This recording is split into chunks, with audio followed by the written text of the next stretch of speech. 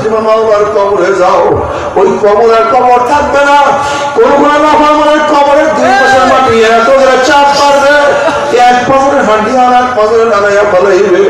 আল্লাহ তুমি আমাদের সবাইকে ক্ষমা করিয়া দাও। কোন কোন জাহান্নামীদের কবরটা হত্যা করাই না, একটা আগুনের কুয়া হইয়া যাবে। আল্লাহ তুমি মাফ করিয়া দাও। কিয়ামতের ময়দানে উঠবে, ইউরাফুল মুসলিমুনা বিসীমাহুম ওয়া ইউখাযু বিন-নাওয়াসি ওয়াল আকদাম। যেরকম বিজ্ঞ ডাক্তারের কাছে রোগী যাওয়ার সাথে সাথে ডাক্তার বলতে পারে কোন রোগের জান রোগীর মধ্যে ঢুকছে, ঠিক কিয়ামতের ময়দানে গুনাহগারদের চেহারা দেখলেই ফেস তারা বুঝতে হবে কোন ধরনের গুনাহ করিয়া নাফরমান কিয়ামতের ময়দানে উঠছে।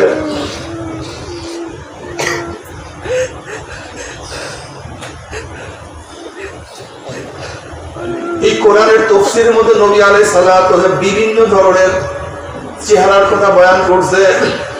যারা দুনিয়ার মধ্যে নামাজ পড়বে না, এই বেনামাজিরা শুনিয়া দাও,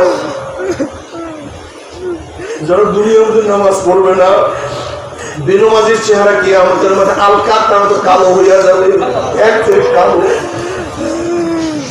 ফেরেশতারা দেখলেই বুঝতে দুনিয়ার মধ্যে বেনামাজি নামাজ পড়তো না। যারা দুনিয়ার মধ্যে যাকাত দিবে না, ওই যাকাতের মালগুলি বিশাল সাপ হইয়া যাবে, পেটের মধ্যে বড় বড় সাপ জমা হইয়া যাবে।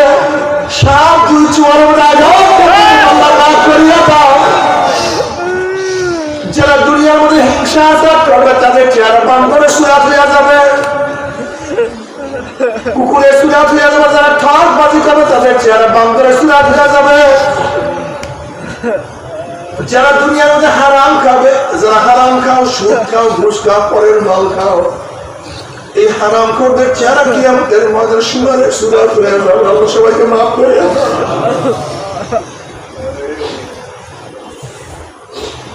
জেনাকার পুরুষের চক্ষু দুটা মহিলাদের স্মরণ গায়ের মতো হইয়া যাবে। জেনাকার মহিলাদের চক্ষু দুটা পুরুষের স্মরণ গায়ের মতো হইয়া যাবে। জেনাকার মহিলাদের পেটের মধ্যে একটা আগুনের বাচ্চা হবে, ওই বাচ্চা আস্তে আস্তে বড় হইতে যাবে। কি যে ব্যথা, কি যে যন্ত্রণা, সহ্য করতে পারবে না। বাচ্চা আস্তে বড়ই হইতে আছে, আবার আগুনের বাচ্চা, কি যে অবস্থা। আল্লাহ তুমি মাফ করিয়া দাও, সবাইকে ক্ষমা করিয়া দাও, সবাইকে তওবা করার তৌফিক দিয়া দাও, সবাইকে তওবা করার তৌফিক দিয়া দাও। আমাদের সমস্ত গুনাহগারদেরকে তুমি গুনাহকে মাফ করিয়া দাও। আস্তে আস্তে বাচ্চা বড় হইতে থাকবে, বাচ্চা প্রসাব হবে না, বাচ্চা শুধু মাথা বাইর হবে। ওই বাচ্চার মাথার মধ্যে হাজার হাজার বছর টানতে থাকবে, বাচ্চা প্রসাব হবে না।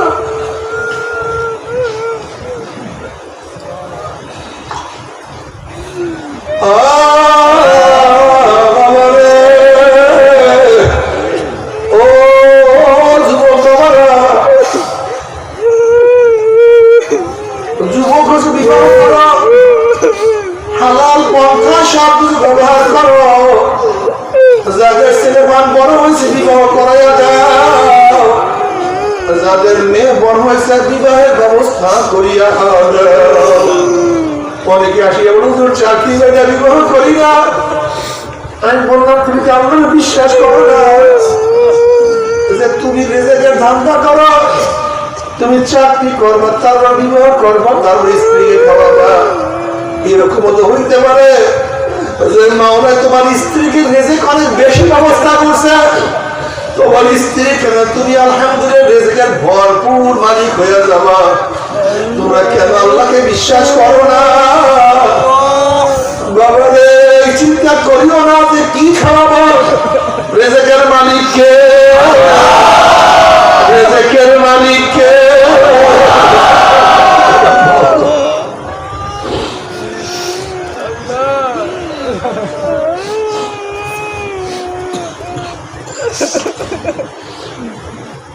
বাচ্চা বড় হয়েছে বিবাহ দিয়া দাও, মেয়ে বড় হয়েছে বিবাহ দিয়া দাও। আল্লাহর ভরসা ভরসা রাখো।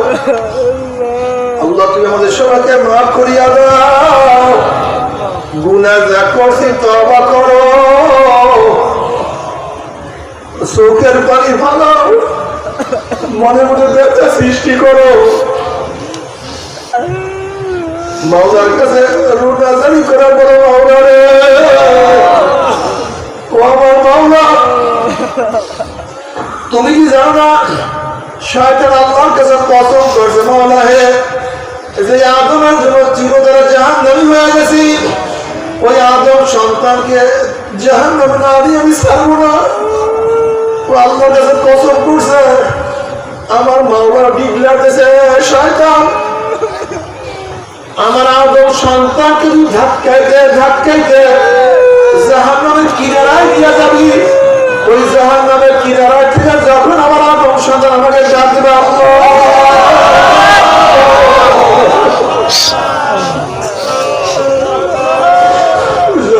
কিনার থেকে বলো, যদি কিনারা থেকে আমি মাওলাকে আল্লাহ বলিয়া ডাক মারে, বাবা আমাকে ধরো,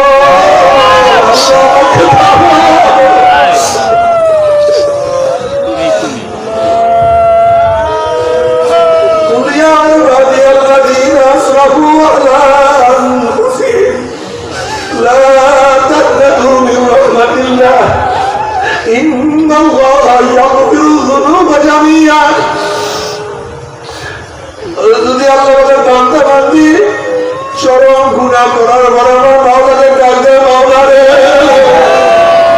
আমাকে ধরো, আমাকে ক্ষমা করিয়া দাও।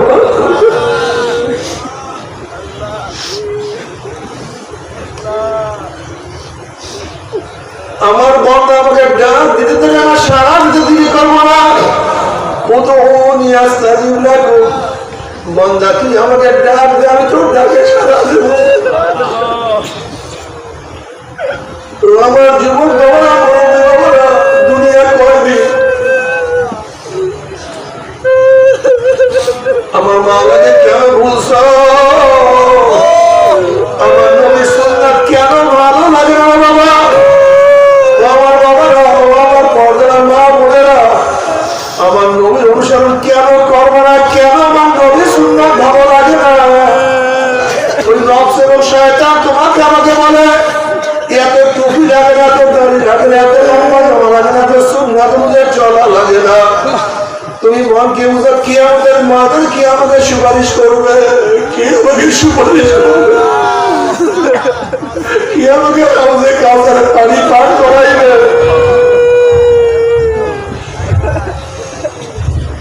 কে আমাদের মজা তোমার রব্বুল আলামিন আমার নবীকে বলেন, ইসফাতুশা পাসাল তুতা, হে আমার নবী, আপনি আমার কাছে সুপারিশ করেন, যা সুপারিশ করবেন আমি আপনার সুপারিশ কবুল করব। সাল তুতা, আপনি আমার কাছে চান, আপনি যা চাইবেন আমি আপনাকে সব কিছু দিয়া দেব। নবী আলাইহিস সালাতু ওয়াস সালাম উম্মতের জন্য সুপারিশ করবে, আমার মাওলা কবুল করবে। যদি নবী আলাইহিস সালাতু ওয়াস সালামের সুন্নাত অনুযায়ী না চলো, আমার নবী তোমাকে আমাকে চিনবে না। যেহেতু অন্য হাদিসের মধ্যে আছে, মান দইয়া সুন্নতি হুররিমাত আলাইহি শাবাদি, যে আমার সুন্নাতকে মানলো না তার উপর আমার সুপারিশ সম্পূর্ণ হারাম।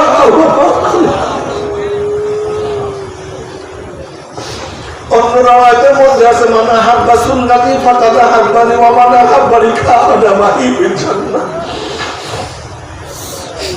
কাজী আমাদের সুন্নাত অনুযায়ী চলো, জিকির আজকার করো, 5 ঔষধ পালন করো।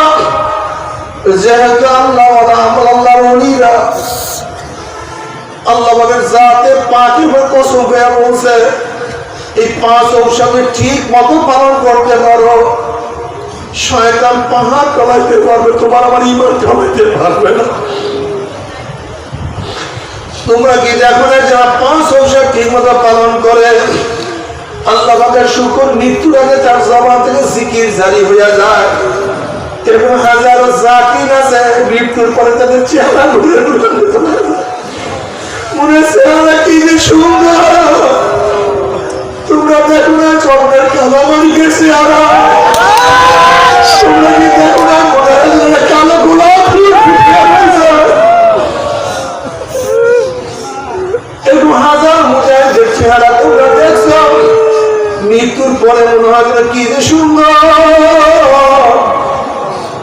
হলো জান্নাতের সাপ দুনিয়া আমাদের চেহারায় পড়িয়া গেছে।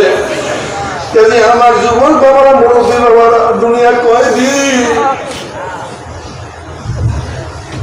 একদিন তো বিদায় হইতেই হবে।